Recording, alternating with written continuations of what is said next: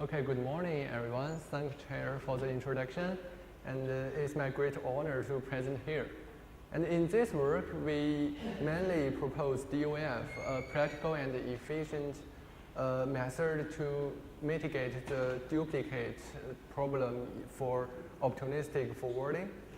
And you can see this work is motivated by improve the performance of a real wireless sensor network deployment, CTC, in Wuxi, China. And CTC is deployed in 2011, and it consists over 1,000 nodes, which is used for the city environment monitoring. And the whole network is divided into 4 sub-networks as a different color area, and in each sub-network, the data packets are collected by multi-hop forwarding.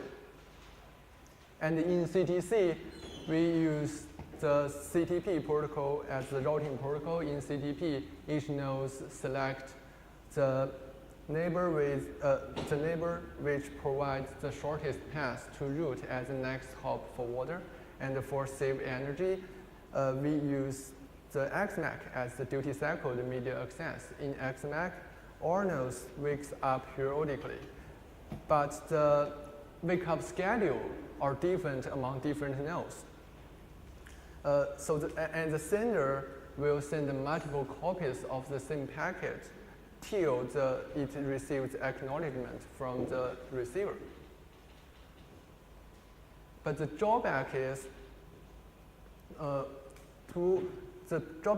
to wait the deterministic forwarder wake up needs relatively longer time. So in CDC, the end-to-end delay is increased and the energy consumption is not efficient. To solve this problem, one way is use opportunistic forwarding. In opportunistic forwarding, all the links are utilized no matter whether it is a reliable link in a long term. The basic rule is to take the first wake up and successfully receive the opportunity for the further forwarding. Take this picture as an example. Node S wants to send a packet to R2. It is possible R3 is the first node wakes up, and fortunately it receives the packet. And in opportunistic forwarding, R3 will further forward the data packet till R2 wakes up and receives the packet. In this way, the waiting time on each node is shortened.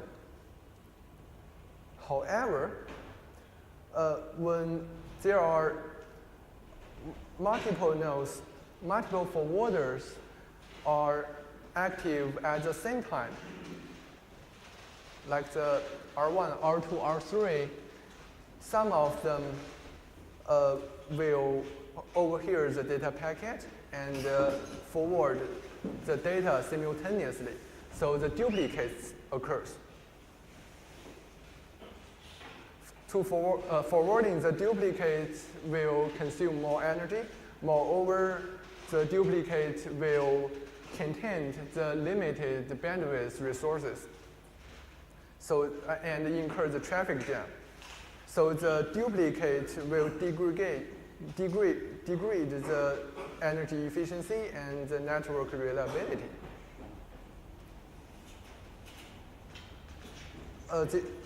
Nowadays, there are 2 existing duplicate suppression techniques. One is the overhearing. When the sender overhears the packet, which is the same with the current pending packet, it will quickly cancel the current transmission. However, the overhear is not efficient for the large-scale network with lossy links. And the other is to coordinate the forwarding order among all the forwarders. But the coordination is usually need extra communication cost.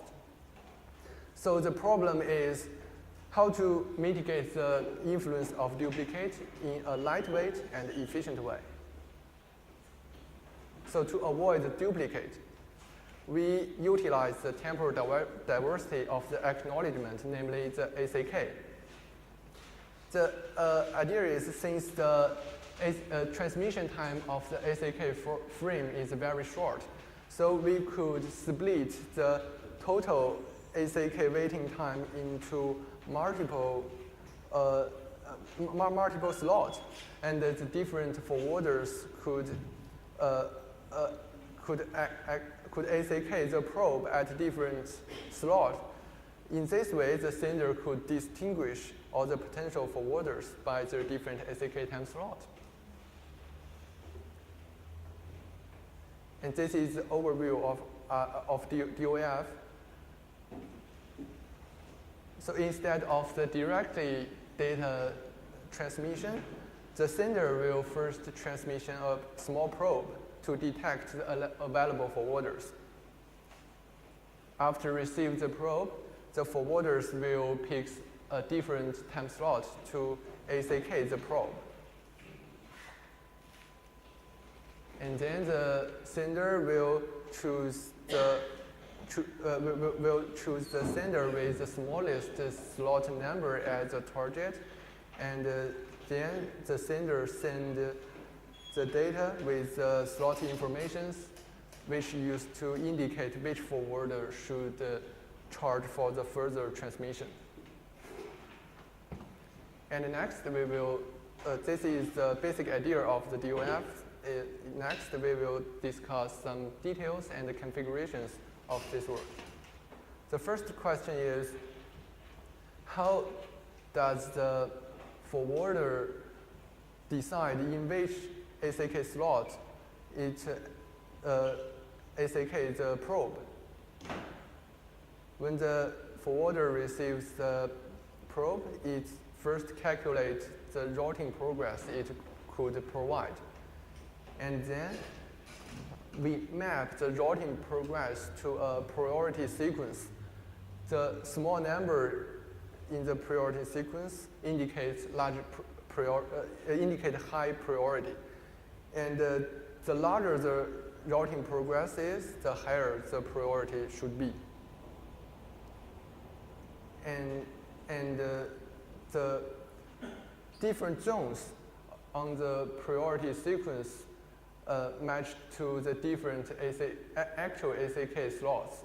And according to the specific position on the priority zone, the forwarder will choose ACK slot with randomness to avoid the slot collision with other forwarders that with the similar routing progress. And another question is, how does the sender infer in which ACK slot the received ACK is? So first, the sender will measure the time between the beginning of the transmission, of the probe, and the earliest received ACK, named T base, and this is almost a constant time. And when the sender receives ACK at T3, it could calculate the slot number according to the interval TR and the T slot, which is the pre-configured slot size. And how to decide, how to choose the slot size. The larger slot size will tolerate the time variance, so it could keep the prediction accuracy. But the small slot size will provide more ACK slot to allow the sender distinguish more potential forwarders. So so in DOF, we just want to keep the slot size as small as possible. So we conduct some experiments which shows 0.2 milliseconds is the minimum slot size with almost 100% prediction accuracy. And it is also possible the sender fails to receive the ACK of the data. The reasons are link failure or mismatch of the slot information. Now the question is, what should we do next? Retransmit the data or just transmit the probe again? Data retransmission might recover the link failure quickly, but it could not solve the mismatch of the slot information. So according to some experiments, we found the link failure actually is rare. The intuitive reason is the link might be temporarily available. The link usually temporarily available after the successful delivery of the probe. So we just set the maximum number of the data transmission as 2.